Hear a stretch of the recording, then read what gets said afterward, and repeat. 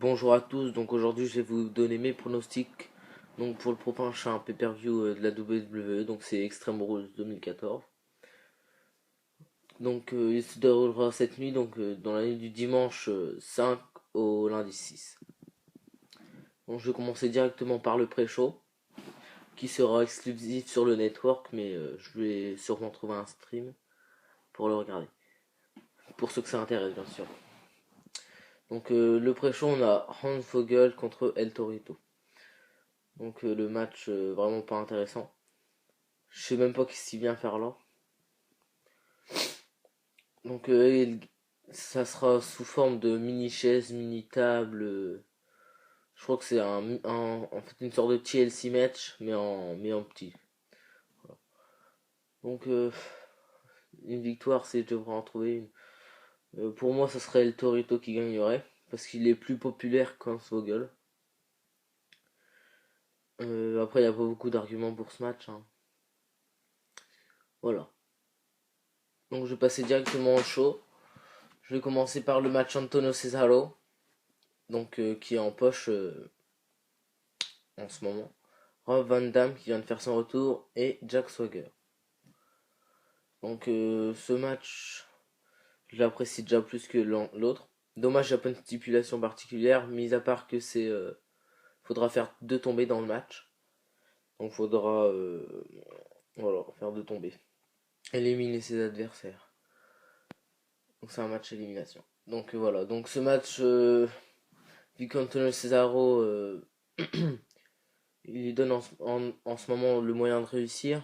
Donc il est de plus en plus haut dans la fédération. Vu qu'ils font ça, je pense que ça serait une victoire d'Antonio Cesaro. Le final, je le verrais bien entre Rob Van Dam et Cesaro. Donc déjà, Rob Van Dam, il élimine Jack Swagger, puis après la confrontation entre RVG et Cesaro. Voilà. Donc je pense aussi dans ce match, il va y avoir un swing de Cesaro, comme ces autres matchs. Voilà. Donc maintenant, je vais passer à quel match? Donc pour le titre de Diva. Donc la nouvelle championne Paige, donc qui vient d'arriver d'NXT, contre Tamina. Donc ce match, je pense que c'est pour Paige un défi. Donc pour voir si elle a un futur, faudrait d'abord qu'elle commence par battre Tamina, car c'est une vraie preuve si elle arrive à la battre, qu'elle pourra dominer comment dire, ce roster de Diva. Déjà qu'il n'y en a pas beaucoup, donc voilà. Donc je verrais plutôt une victoire de Paige, donc un match qui serait difficile pour elle.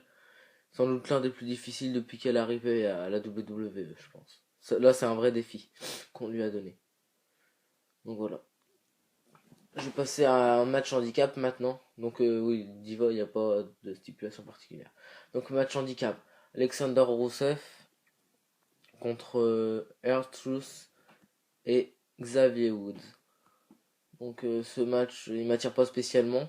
Bon, Rousseff, hein, depuis qu'il est arrivé à WWE, je l'ai suivi depuis ses débuts à la NXT. J'ai tout de suite su qu'il avait du potentiel. Donc voilà, il est à Extreme Rules cette nuit. Donc je pense qu'il va continuer sa série d'invincibilité à WWE. Je pense qu'il va gagner. Voilà, ce sera un match un match post-pipi dans le pay-per-view. Maintenant, je vais passer à quel match? euh, Wood Barrett contre Biggie Langston. Donc ce match, il m'intéresse. Dommage encore une fois qu'il n'y a pas de stipulation parce que à noter que dans ce pay-per-view là, il y aura moins de stipulation que dans les anciens Extreme Rules.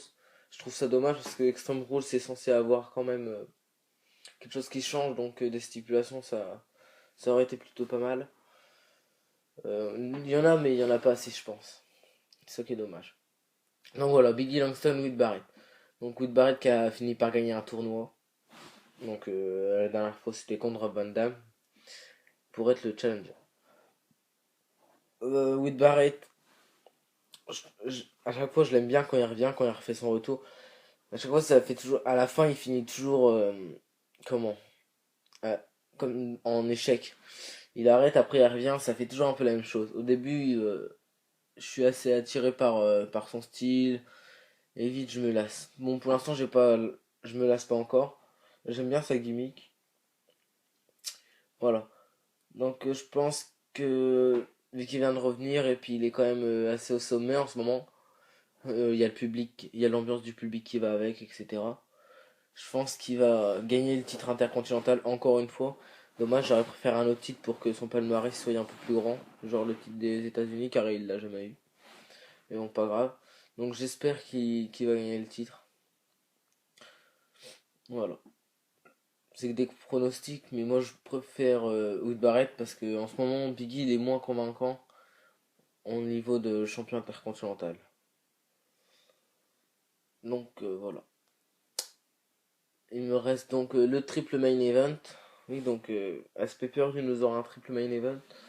Donc Kane contre Daniel Bryan pour le titre des champions du monde des poids lourds de la WWE. Il y aura aussi un match entre John Cena, ah oui, et Kane Daniel, c'est un Extreme Rules match. Donc il y aura aussi un match John Cena contre Bray Wyatt dans un Steel Cage match. Et Evolution contre Shield, donc un match que la plupart des gens attendent le plus.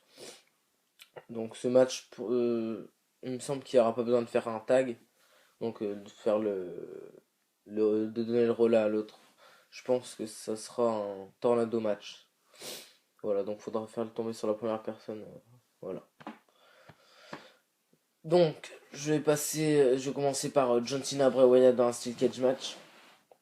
Leur rivalité, franchement, elle est vraiment pas mal entre ces deux hommes. Leur match aussi, ils avaient donné un très bon match à WrestleMania, surtout Bray Wyatt. Dommage que John Cena l'avait emporté. Mais je pense qu'à Extreme Rules, Bray Wyatt, il va gagner.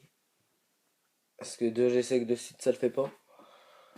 Donc je pense qu'il va y avoir une intervention d'Eric Rowan et Luke Harper. Donc dans la cage. Et ça va se finir comme ça. Voilà, donc le match, je pense qu'il va durer longtemps quand même. Avant qu'ils interviennent. Voilà. Et donc Eric Rowan et Luke Harper permettront à Bray Wyatt de sortir de la cage. Je vais maintenant passer au match Bryan contre Kane dans un Extreme Rules match pour les titres. Donc Kane, il est revenu avec un masque, il est plus terrifiant que jamais. Bon voilà, c'est Kane, il est au sommet, après il retombe bas. Mais pour l'instant il est au sommet. Enfin pas au sommet mais il est haut quand même. Donc au début ce match il m'inspirait pas trop. Parce que je trouvais ça dommage que on voyait encore un match Daniel Kane, mais celui-là il a du potentiel ce match-là. Déjà Kane il vient de revenir en tant que démon. Il est plus remonté de jamais. Et puis Daniel Bryan, vu qu'il a malheureusement perdu son père, je pense que la WWE elle va faire pour que les gens ils se posent des questions. Qui est-ce qui va gagner? Donc pour moi, Daniel Bryan il conserverait parce que Kane je ne vois pas du tout champion du monde de la WWE et des poids lourds. Alors pas du tout. Et vu que Daniel il vient d'être champion, et il l'avait mérité ces titres, je pense qu'il va encore conserver. Voilà, donc ça va être un Extreme Rules match, je pense. Il va être pas mal le match. Il va durer une bonne vingtaine de minutes. Il va se terminer avec la victoire de Bryan et tout le Yes Mode. Je passe maintenant au dernier main event, donc ça ce sera le dernier match, certainement. Sans j'aurais pas intérêt de mettre un autre à la fin. Donc The Shield, Roman Reigns, Seth Rollins, Dean Ambrose contre l'Evolution. Donc Batista, Randy Orton et Triple H. Donc ce match, je l'attends avec impatience. Je trouve ça pas mal que l'Evolution il soit recréé. Je trouve ça plutôt sympa. Ça, il y a des souvenirs qui reviennent.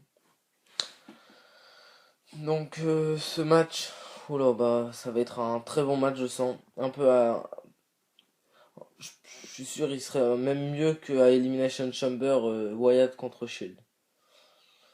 Voilà, donc 3 jeunes et 3 anciens en gros. Et il y a aussi Ric Flair qui est venu à Rouault, donc il a montré qu'il était du côté du Shield.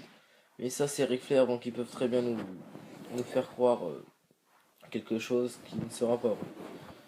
Donc je pense moi qu'il va trahir The Shield, Ric Flair.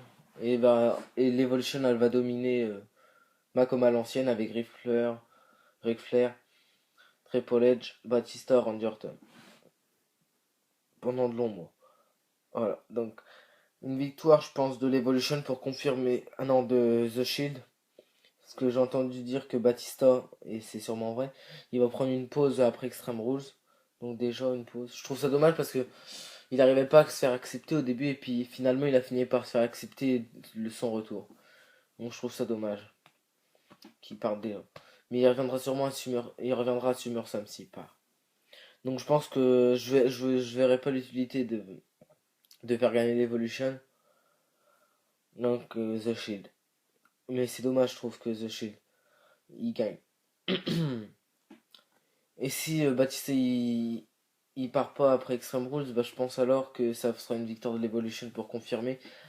Avec Ric Flair qui trahit The Shield, vous voyez bien le truc. Et une victoire à la fin.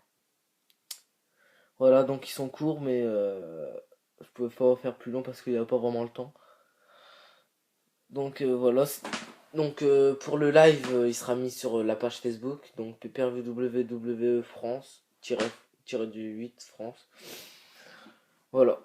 Donc pour le live ce soir à 21h, donc comme je l'ai dit, il y aura une discussion entre fans de catch à propos de ce pay-per-view et même d'autres choses en rapport au catch.